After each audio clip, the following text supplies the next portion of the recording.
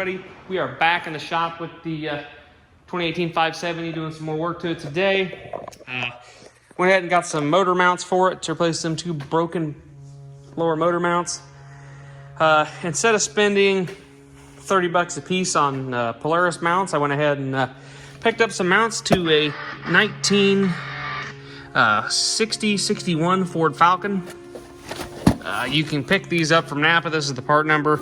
You can pick them up off Rock Auto. They're like $1.60 a piece on Rock Auto. They were $6 a piece from Napa. So that $13 with tax. Probably the identical part, but instead of having to wait for Rock Auto, I got them the next day at Napa. And support local business. You know, I know the guy who owns the place, so might as well give him a little bit of my my business. So, but if I have to do any more, I'll definitely probably get them from Rock Auto. But we'll see how these work. A lot of people have had good luck with them. I also have dug out a bunch of dirt to get to the check plug on the transmission. I want to go ahead and check that. I'm going to probably go ahead and pull the battery out in this video also, so we can get to pull the battery bracket out so we can get the battery out of the way. I also possibly might pop the rear hubs apart, pull the rear axles out. I'm debating on how far I want to actually disassemble this. I have honestly thought about pulling everything off of the frame and just bathing the frame, washing each part as I go, and pretty much giving it a kind of basically a frame off restoration. Really can't be, it's more of a frame out restoration, I guess you should say. Because at the end of the day, I have to remove all the A-arms to do the A-arm bushings. I have to remove the shocks and everything to do the lift kit. I have to remove half the stuff up front because it's going to get replaced because it's all bent up. The only thing that I really wouldn't have to pull out is the brake system and the electrical system. I have to drain the coolant to replace the radiator. So, I mean, all in all, I'd have to take everything out to do it anyways. To clean under the transmission and engine's kind of a pain. You can sit there hours and blow stuff around and still not get everything. But if I pull the motor and transmission out, I can pretty much guarantee I'm going to clean everything underneath it. And while I'm at it, if the engine's got a leak or something, I can go ahead and take care of that right now while everything's apart. Got to do prop shaft U-joints, so the front diff has to come loose and come forward off the transmission anyways. Yeah, so I don't know. It kind of depends on how I feel. I got to pull the exhaust off too because I want to header wrap it, and I got to fix some of these shields that were loose. So, I mean, yeah. So I don't know what I'm gonna do quite yet. I need to pull some of the stuff, like I want to do the prop shaft. I got to pull the rear axles because they're both going to get replaced. I just said, why the hell put a boot on that one that's had a bunch of mud in it already, and I can just buy a set of rear axles for it for like $100. So we're going to do rear axles. I'm going to pull the air box out too in this video. Probably pull the air box out, probably pull the exhaust pipe off. I will probably cap the exhaust, cap the intake, and because it is going to go back out for another wash regardless of what I do anyways before everything. I'll probably pull a bunch of this brackets and stuff off the front end. Yeah, I thought about pulling the hubs and everything apart, but still, that I would like to be able to put the tires back on and roll it to the wash pad to wash it. Even though I have thought about spinning it sideways on the jack and bringing the forklift in and picking it up with straps and just carrying it over to the wash bay and set it down on a block or something and then wash everything out that way. But we'll see. So I'm gonna go ahead and put you guys on the tripod and I'm gonna start taking the battery and stuff out and just continue on. So catch you guys in 1 second. All right, we're gonna start with popping this battery out. I'm going to grab me a 10mm on my 1/4" drive, a long extension. Pop this ground off.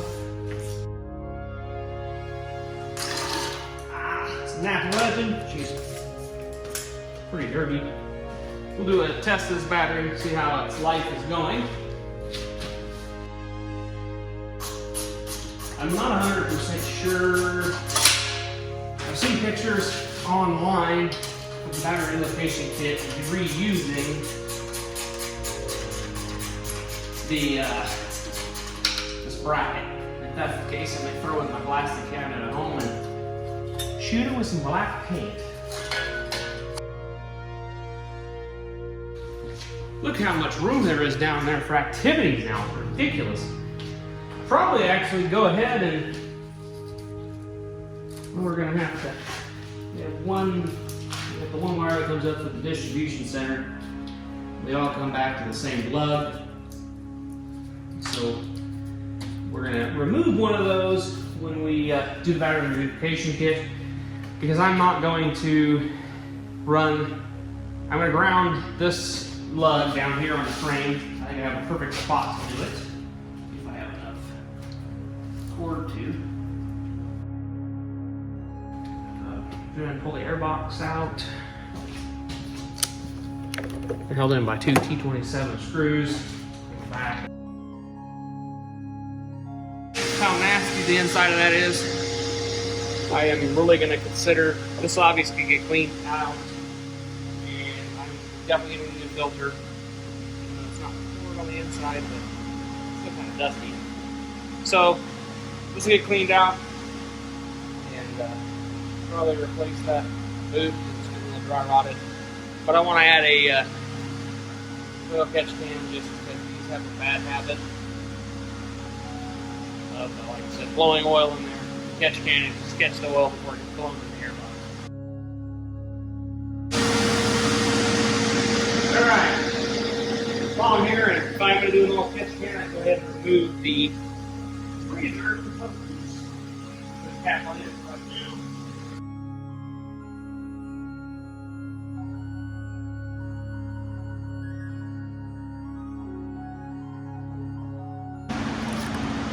Then pull this clutch cover off.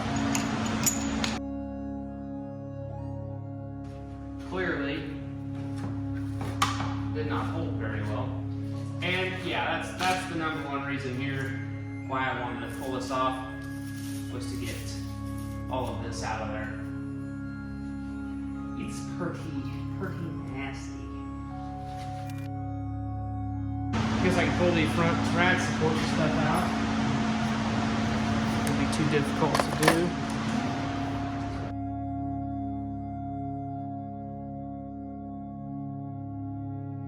So our pretty bent up bracket. It actually probably could be bent back fairly easy. So I may do that. I'm gonna go ahead and throw the hardware back.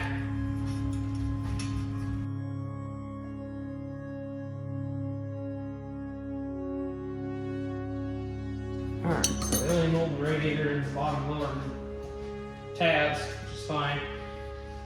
Which I just lifted up. As you guys can see, though, this poor radiator is pretty bent up. And this piece over here actually been tacked up. Correct. Location. Alright, I already fixed that piece. That's in the right spot now. So I'm going to clean down into all these parts and just get everything nice, cleaned up.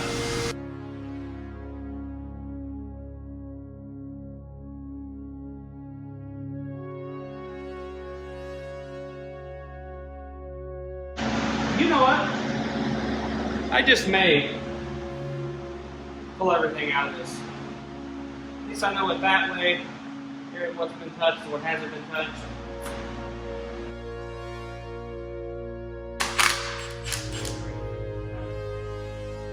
Well, it looks gross, but it's full, so that's a plus. So, good deal there. Front diff and transmission are both full, so engine oil is a little low, but not horrid, so I know where all it went. It was in the airbox. So it's fuller apart. A little deeper.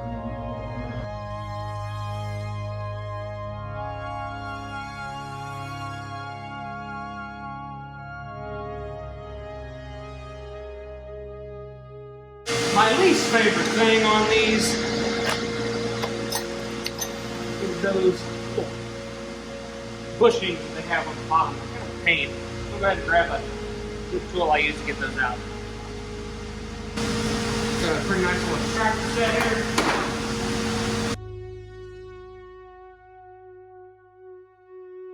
Never really seen an axle that shiny with no paint on it. Oh, and we're missing a boot clamp on this bottom one.